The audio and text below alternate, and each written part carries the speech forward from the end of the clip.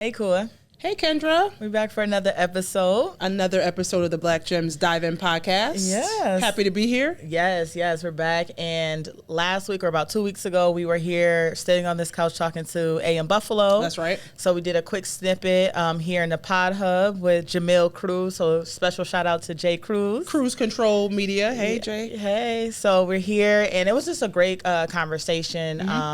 And so now we're back for a full episode, and we have some exciting news to share in this episode. I feel like we kept alluding to this news probably like the last couple episodes. Yes. People are probably like, all right, y'all, what y'all talking about? We always have good news, though. That's true. We just have to wait, but we always have good news. That's true. Yeah. I'll give you that. I'm excited to talk about it. So let's dive in. We got a hot topic we're going to talk about today. Yes. You want to talk about it? Yeah. All right. We always talk about Earn Your Leisure, which I think is one of our favorite podcasts, as well as just information about what's going on in the world, from technology to DEI. And there's a lot of crossover intersectionality there. And one thing that they talked about recently was the median household income in the United States by ethnic group. Yeah. And a few statistics here. The highest ethnic group for medium income household is Indian Americans at a little over $100,000. And then at the lowest is African Americans at $35,000. Yeah. And that's a little not shocking, but to see that gap there is shocking to see it. You know? I think it's interesting because we often talk about the changing demographics in the United States and us becoming this plurality nation, right? And so it means that we're not going to have a single ethnic or racial majority in this country, and it's already starting to shift and happen in a lot of different areas. We often are talking about city of Buffalo, yes, as those changes happen, with the city of Buffalo being 53% BIPOC, you know, and then 47% white.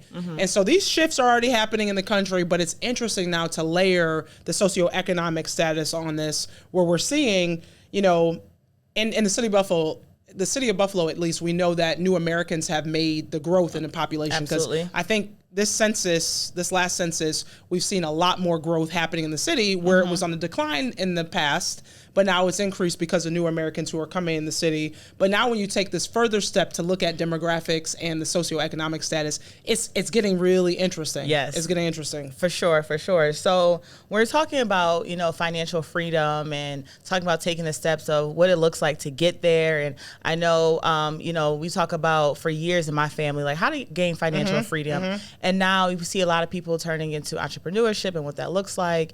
And what's your take on the entrepreneurship side, Kua? Well, before I talk about the entrepreneurship side, I think the only other thing that I wanted to highlight is they also on this Earn Your Leisure post had talked about percentage of population with a bachelor's degree and what that looks like. So it's interesting when you think about the concept of education, because I know that's been shifting for a variety of different reasons. One of them being, you know, a bachelor's, people now liken that to almost a high school diploma, right? Correct. In terms of what you need for a lot of these entry-level positions and jobs. Although I will say the trades have made a really big comeback as of late. And now, you know, we talked about AI in the last episode, what that might do in terms of the shifts that are happening, and what that'll look like from a financial standpoint in our communities, for sure. No, absolutely right.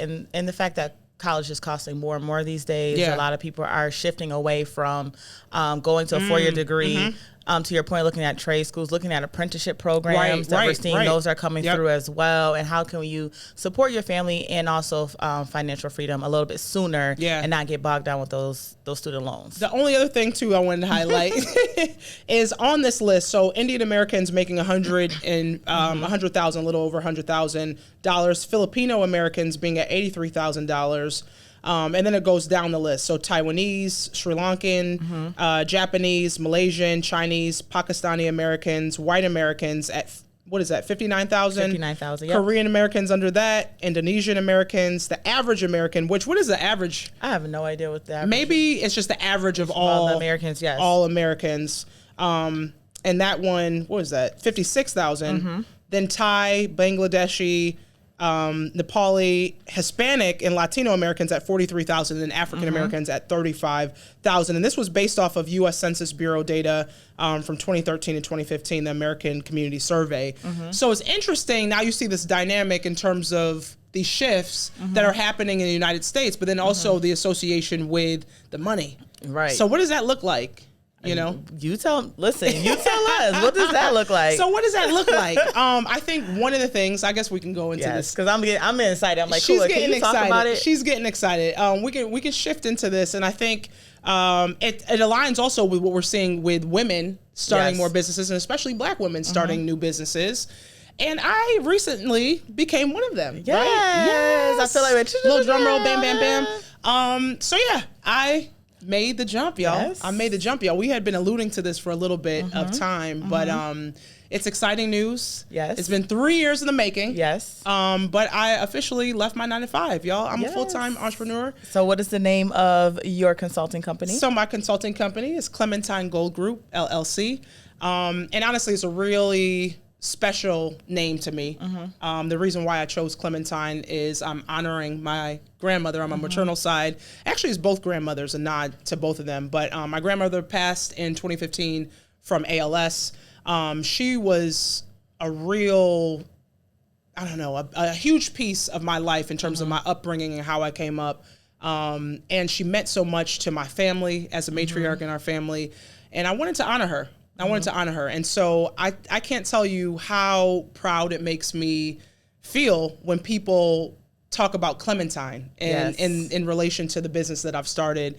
And so Clementine is after my grandmother, and then gold represents the Gold Coast. So that's a nod to my paternal side, because I'm Ghanaian on that side. And so the two of those things together, Clementine Gold Group, y'all. I love it. Yeah. I remember when Kua was starting her consulting years ago, a couple years ago. And we were just talking about it and how it was growing, and it grew so fast. You know, it's funny. It's funny because people have said that, and I don't know, sometimes you don't take you don't take a step back to really look at how far you've come and how quickly, because I started it in December of 2019, right? And it came about, I was actually it was an international conference that came to Buffalo, Dining Out for Life International, and actually had a colleague who said, hey, Kua, can you go and speak to this DEI topic? And I was already doing that at my former organization in terms of my 9 to 5. And so I said, yeah, okay, let me go do this.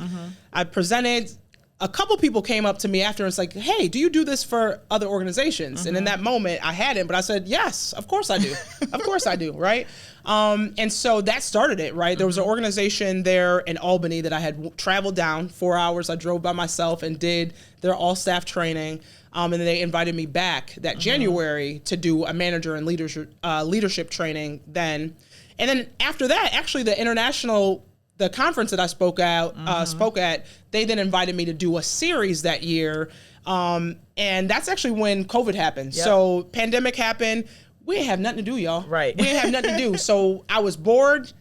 I was restless, and I sat my behind down and I wrote out those 4 courses, and then I was able to kind of shop those around. And since then it's grown from there. So that was the start. Yes, that was the start. That is the start. Yeah. And even like when you started and you're starting to see this shift, and we were talking about it a little bit on our podcast over time, is that it started with DEI, right? Yeah. And so as we're moving throughout time, a lot of companies are looking for more than DEI. They're looking for strategy. They're looking for organizational leadership. And so can you talk a little bit about that, of how that shift and how you're still intertwining DEI into it? Yeah. So, everything that we're doing is from an equity lens. And so we have 4 core areas at this point. A lot of it, we started in the facilitation of workshops and education. So really spending a lot of time educating folks, because what else happened in 2020? George Floyd, right? And so it was a positioning at that time where a lot of organizations were trying to get this information, educated, give people training. Mandatory trainings came out around that time as well as related to DEI. But since then, you can really get training anywhere, right? A lot of people offer it. You can get online training. There's package deals that you can find. But what people were struggling with was then the strategy of how you operationalize what you've learned. And so that is a big component of what we do at this point in time. I was able to hire a full-time employee last November, right? So brought her on, and actually brought another part-time person on in February. But we started to operationalize DEI through a strategic framework, right? And so it was a 5-phase framework that we've integrated, and we're working with organizations to really embed DEI from policy procedures to the practices to the culture. And that's really the shift now. It's been a lot of strategy. Now it's this culture connection, and how do you align behaviors to the values that you have as an organization. So we're doing that Another piece is the community engagement side, because we're also diversifying. I don't want to just be one thing, right? Yes. And so now we're doing community engagement. So a lot of these infrastructure projects, and you think about all these ARPA funds that are coming in, the American Rescue funds that are coming in, organizations are now looking to do development, and they have to engage with the community, and that needs to be done through an equity lens as well, right? Correct. So it's cool. Yeah, it's cool. I love seeing it. I love seeing it. Yeah. So what are some of the lessons learned as you start to shift and you worked full time and now moving into your full time role in entrepreneurship? I mean, you were always working almost like 2 times, double the time, right? It was. So what are some of the lessons learned that you had during your time at your previous employer to now, and what can you take and embed into your current plan? Yeah. Some of the lessons learned. Don't take on too much, maybe. I don't know. I'm still learning that one.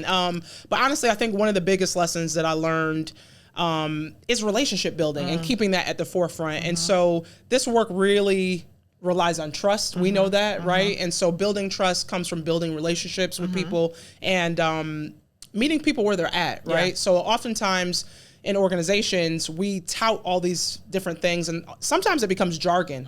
And so this language is jargon. You can say all these things, but what does that really mean in action? Right. And so I try to mirror what it is that I'm trying to give to my clients, right? And I think one of the biggest lessons I had to learn was everybody's going to move at a different pace, right? But you can meet people where they're at to really, start to work with them. Yeah. So on the personal side, y'all, I'm still struggling with the balance, because I kind of flipped that switch and then, kind of dove right in. But I am looking forward to spending more time with my family. Yeah. I'll be going to Atlanta this week, spend some time with my parents, and then going to check out my little bro in Houston for a week too. So I have my laptop, but I won't be on it that much. And I think a lot of people too, right, with entrepreneurship, they think, okay, you flip the switch and now, yes, you're your own boss, but you have all this freedom, and you could just do whatever you want. And we know that's not the case. That's not the case, right? It's not. And sometimes you find yourself even busier than before, right? I think the difference now is I can really start to align my day with what's happening and what's going on. And I want to get to a point where, I know I have set days for set meeting. I ain't there, y'all. I ain't there yet. But kind of just aligning what that looks like. So the self-care piece, integrating that back in, not necessarily needing to wake up as early, but still waking up pretty early to get the workout in, and then, come to my office, because I got an office too, y'all. So right here at the Beverly Gray, the exchange, at the Beverly Gray. At the Beverly Gray. Yes. Shout out to Ted's, Derek, Anthony Parsons. But yeah, I think one of the biggest things is just really relying on routine, because I gotta make money, y'all. Yes. I gotta make money. Yes. I like nice things. We all do. Right? We always talk about what store we're gonna go to when we're shopping, right? She's my shopping partner. No, that's cool, y'all. It's cool. her. It's Kendra. So what are some of the services that are available to minority and women-owned businesses within the city of Buffalo, but then, the state at large? What should people be taking advantage of as they move into this space? So I would say, one of the things that we're actually in the process of working on is our MWBE certification. Shout out Jay Cruz. I know he has his. But this certification really gives you an opportunity to work with organizations that have ties to a lot of government dollars that they have to spend with minority and women-owned businesses. And I know we talked about this on one of our own our older podcasts, but just getting that will open up other doors, right? So I talked about how community engagement is a real big part of what we offer in terms of our services. Now, when these projects are coming in, they're getting government dollars to build these, development projects. Right. They have to spend a certain amount with minority-owned businesses and women-owned businesses. And guess what? I check both of those boxes, right? Yep. And so being in that process will allow us more opportunities, because they have to work with folks. And, not only are we a great organization, we're qualified. Yes. We have the background. My partner, she's got her master's in urban planning. And so we really live and breathe this work. And so it's really cool to, just have some other opportunities. Yes. This inclusive economic development is another space that we're in, and just wanting to see our city really reflective of the communities that live here, right? Absolutely. And so that's really a big piece of how we look at it. And it kind of goes into what we were talking about earlier, right? How we're moving into where we won't have one majority ethnic or racial group. And so we have to change, and we have to adjust. We have no other option not to, right? So You know, when you look at Clementine Gold Group from 2 to 3 years from now, I mean, I've been watching Kuya like for years, grinding it out, right? And late nights and getting text messages at 2 o'clock, like, girl, why you still up?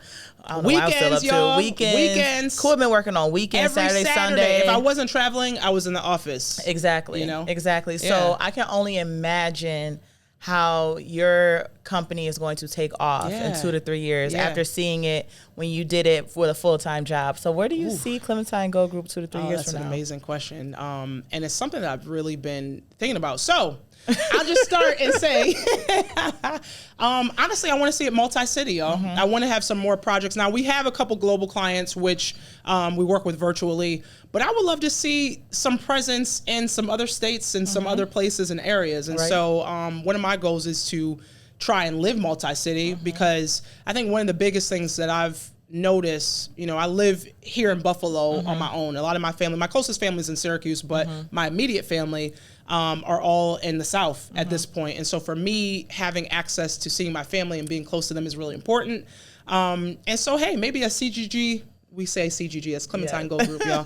CGG South office, maybe a Mid-Atlantic, maybe a West Coast, you know, you name it, we're thinking about it. But with the presence of virtual options, you know, we're already in a few different states working with some clients in those states. But now I want to see a little bit more of a presence in the next couple of years. So. And you will, speak into existence. Yes, and it shall be, y'all. Yeah. It shall be. So I feel like I'm interviewing Cool, even though I talk to her every day. So one last question I have for you is, in this process of entrepreneurship journey from, like I said, working full-time to now flipping the switch, what has been some of your greatest moments that you experienced? And what kind of struggles have you experienced along the way as well? I would say some of the greatest moments are some of these contracts, like, you know, you put your hand to attempting to solve an issue for a client, right? And so there's joy in the end of, oh my gosh, like I'm getting contracts. And just really, I don't know why I've been surprised because we've been working so hard, but it's still. And your name carries weight. It does. And I think that's really cool when other people are saying, hey, we heard of you either by name or we've heard of Clementine by name. Because from an accomplishment standpoint, you know, it's interesting. Erykah Badu, this is random, but Erykah Badu, there was someone who had passed and she had said something where there's basically 2 deaths that happen. You know, the first death being when someone passes, but the second is the last time someone says that person's name. Yes. And so for me to have clients and people say Clementine, the pride, I think I already mentioned that before, but I think from an accomplishment standpoint, it brings me so much joy, but not just me. It brings my family so much joy because of what my grandmother meant, you know, to them as well. So for me to carry that name on, and because of how dynamic of a woman she was, how selfless she was a true champion in the community. Not only was she really active, you know, as a faith-based organization within her church, but also just the type of woman she was. She would give you the last that she had, you know. She used to do hair too, and so people would always be coming to her house to get their hair done for, you know, whether it be Easter Sunday or, you know, get that hot comb out. And it was that hot comb. But my grandmother she was so selfless in that way that to honor her in this way, it really, from an accomplishment standpoint, I would say that is probably the greatest accomplishment that I feel is honoring and carrying her name forward. In terms of some of the struggles, the balancing act, I would say. And I don't know, that'll probably change now. I think at this point is really deciding what we want to do because there's just been so much. We always talk about abundance, right? There's been so many people who have reached out. We have not promoted at all. So all the work we've gotten has been by word of mouth at this point. But I think the struggle is the balancing act and where we want to spend some of this time. We know that the education world is being filled, right? There's a lot of people that can do that, but there's some other areas now that we're starting to really grow. Right. And so deciding what to take on, you know, how much to take on before you maybe add somebody else, like this balancing act of what that looks like. I'm learning you ain't got the answer sway all the time, right? And so just being I guess just having grace and giving yourself space to figure that out because oftentimes I'm like, I should already know this. I should have this done. But knowing that it's a process of learning. Yeah. And taking the journey and being open to what that brings. Yeah. So I'm going to figure out, my motto is a day at a time. A day at a time. A day at a time. Cool. You've been dropping some gems. Hey. And I've just been taking it all in. So I appreciate that. Yeah. So because you have not promoted, right? Yeah. Where can the people find you? Ooh, y'all. Yes. So the people can find me on our website, clementinegoldgroup.com. We also have a LinkedIn page that will become a little bit more active, y'all. I've been trying to hold it down. We're also on Instagram, Clementine Gold Group, and Facebook, Clementine Gold Group. So come find us. Yes. Y'all might have to wait a little bit just because there's a little bit of a list right now.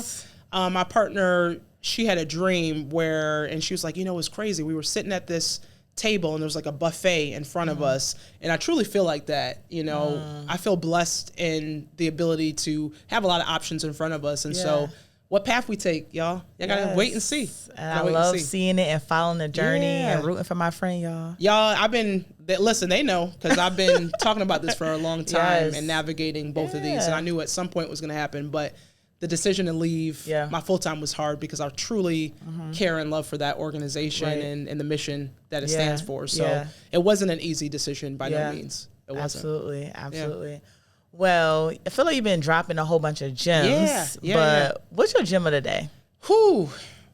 Girl, you should have asked me that. Look, I'm like, I know. I should have. I think my gem of the day is and this sounds a little bit cheesy, but really, follow and honor the dreams that you set for yourself, right? Because I know sometimes we get into the space where you arrive in this place and space and not really think about when you initially had the thought in your head. And it was funny because I went back, I was in my notes and I was scrolling in my notes and I saw these variations of names back in 2017. So I started the company in 2019, but in 2017, I was ideating in terms of names. So I was like, it was like Clementine, Grace. I was trying to include my middle name in there and all these different iterations of the name, but just to look at that from 2017 and to now to be able to walk in this, with this new business under Clementine Gold Group is really dope. So just kind of, honor your dreams and pour into them, make the sacrifices necessary to do so.